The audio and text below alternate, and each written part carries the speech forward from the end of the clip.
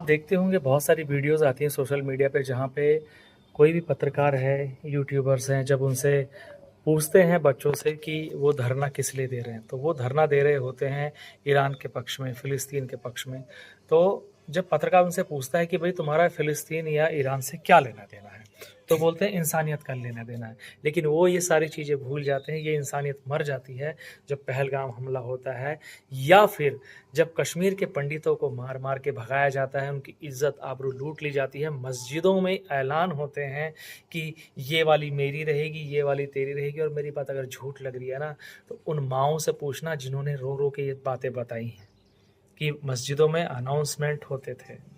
मस्जिदों में अनाउंसमेंट होते थे कि वो वाली तेरी, वो वाली मेरी रहेगी। जब वो 2-2 साल की, 3-3 साल की बच्चियों को लेके भागे हैं, उनके मर्दों को मार दिया गया।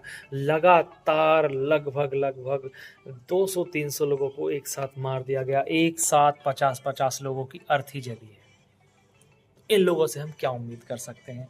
ये भारतीय सेना पे पत्थर मारते हैं और जिन्हें जिन्हें कभी मिले भी नहीं है, उनके लिए अपने घर की सोना, चांदी, छोटे-छोटे बच्चों के दिमाग में इतना इन्होंने गोबर भर दिया है कि वो हिंदुस्तान से नफ़रत करते हैं, जबकि उनको ये पता नहीं कि वो सारे के सारे कन्वर्टेड हैं। वो सारे के सारे इसी प्रकार से मार-मार के, पीट-पीट के मुसलमान बना दिए गए थे, जब ये तुगलकी फरमान जारी होते थे। ये सारे के सारे जब मुगल आए थे भारत, ये सारे अपनी पास्ट को भूल चुके हैं।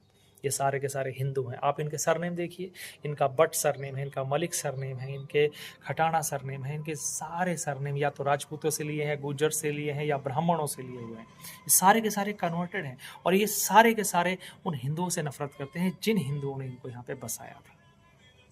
तो क्या हालत हो गई है मेरे देश की? आज कश्मीर ऐसा लगता है कि भारत का हिस्सा है या नहीं है।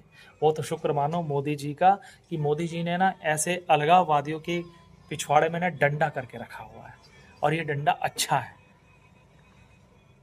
भाई देश से बढ़ के कुछ भी नहीं होता है। देश है तो हम हैं ना। अब देश ही नहीं रहेगा तो मेरी क्या आज़ादी है? और जिस इंसान ने अपनी रूट्स को छोड़ दिया है ना, अपनी जड़ों को छोड़ दिया है, वो ना तो देश आगे बढ़ा है, ना वो इंसान आगे बढ़ा है, ना उसने कभी तरक्की की है। तो सोचना मेरी बातों को, विचार करना।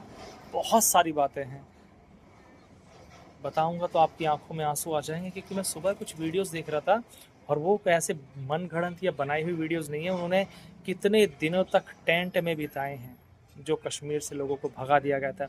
तब ये कश्मीरी एक भी निकल के नहीं आए कि ना किसी ने अपनी चूड़ियाँ दान की, ना किसी ने पैसा दान किया कि कम से कम चलो ठीक है, कुछ लोगों ने उनके साथ ऐसे मतलब वहशाना हरकत की, वहशी हरकत की या जंगली हरकत की कि उनको मार डाला, उनके परिवार को मार डाला, उनको घर से बेघर कर दिया।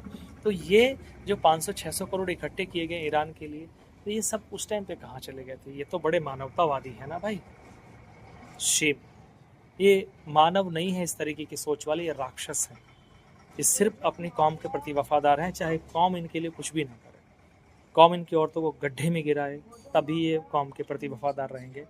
तो मैं तो बीइंग अ हिंदू कहूँगा कि ऐसे लोगों को बायकॉट करो, और ऐसी सोच वाले, क्योंकि सोच वाले पता चल जाता है जब आपके आसपास होते हैं कि इनकी सोच क्या है।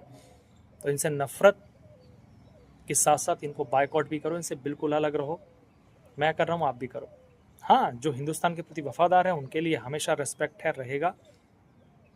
उनके साथ कभी भेदभाव मत करो। धन्यवाद।